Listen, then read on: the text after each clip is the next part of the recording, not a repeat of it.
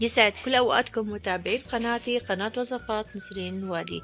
اليوم راح نعمل دجاج البروستد. بعد هاي الوصفة ما حدا حيشتري دجاج البروستد نهائيا من برا. هاي وصفتي معتمديتها من سنين، وأنا كنت مصورته هذه الطريقة كنت مصوريتها قبل هيك، بس لأنه التصوير ما كان واضح حبيت إني أعيده لأنه فعلا وصفة تستحق. يلا نبلش بالمقادير والطريقة سوا. أول شي بعد ما نظفنا الدجاج منيح راح نقسم كل فخذ. أنا هون مستخدمة أفخاذ الدجاج، راح نقسم كل فخذ إلى قسمين، وعملت فيهم حزوز لحتى تدخل فيهم التتبيلة وتتغلغل فيهم. طبعا ممكن تستخدمي أنت الدجاجة كاملة، وأنا بفضل دايما الدجاجة اللي حجمه صغير. لكل دجاجة راح نحتاج كوبين من الحليب، نص عصير ليمونة، معلقة ملح، معلقة صغيرة فلفل أسمر، وبابريكا وكركم وبهار دجاج أو بهار بروستد، وتوم بودرة، وممكن نضيف توم بودرة البصل كمان، وممكن نضيف كمان معلقة خل للي بيحب يضيف، لأنه الخل بيساعد الدجاج إنه يستوي أسرع، خصوصا إنه الدجاج عنا إحنا ما رح نسلقه نهائيا.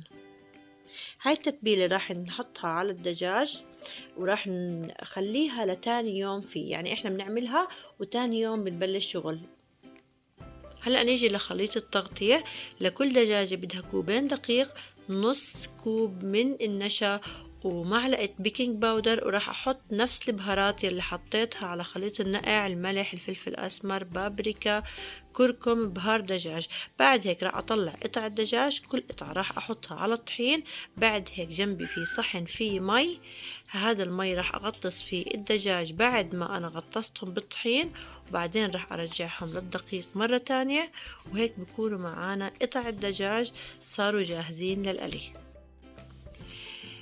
طبعا هاي طريقة البروستد أنا معتمديتها من سنين، ما بعمل إلا بهاي الطريقة. أنا صورتها فيديو قبل هيك، بس لأنه الفيديو بصراحة قديم فتصويره مو كتير واضح، فحبيت إني أرجع أعملها من جديد بتصوير أوضح لحتى تشوفوها. زي ما أنتم شايفين إحنا عنا هون دقيق مع البهارات وعنا مي، بس بنبدل بيناتهم لحتى نعطي التغطية. هلا هون عندي زيت غزير، بتكون الحرارة وسط، لازم تكون معانا لحتى نقلي فيها قطع الدجاج. ما بدنا حرارة عالية، لأنه إذا الحرارة كانت عالية معانا راح الدجاج ياخد لون من برا وما راح يستوي معانا من جوا. فالحرارة تكون وسط، وبنترك الدجاج على راحته لحد ما يستوي تماما، وما بنحط قطع دجاج كتير مع بعض لحتى ما تنزل درجة حرارة الزيت.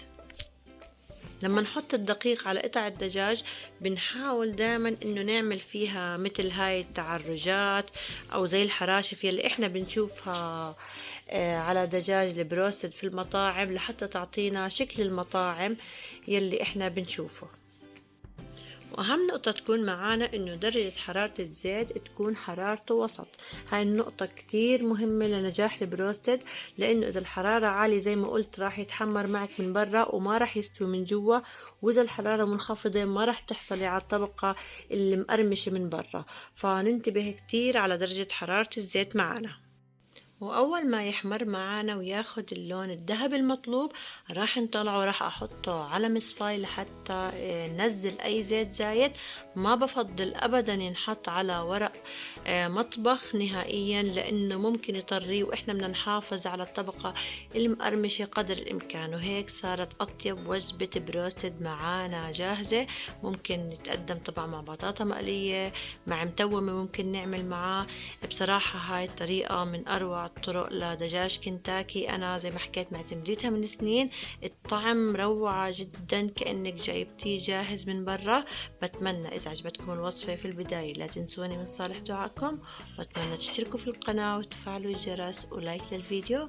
وشكرا لكم ولحسن متابعتكم.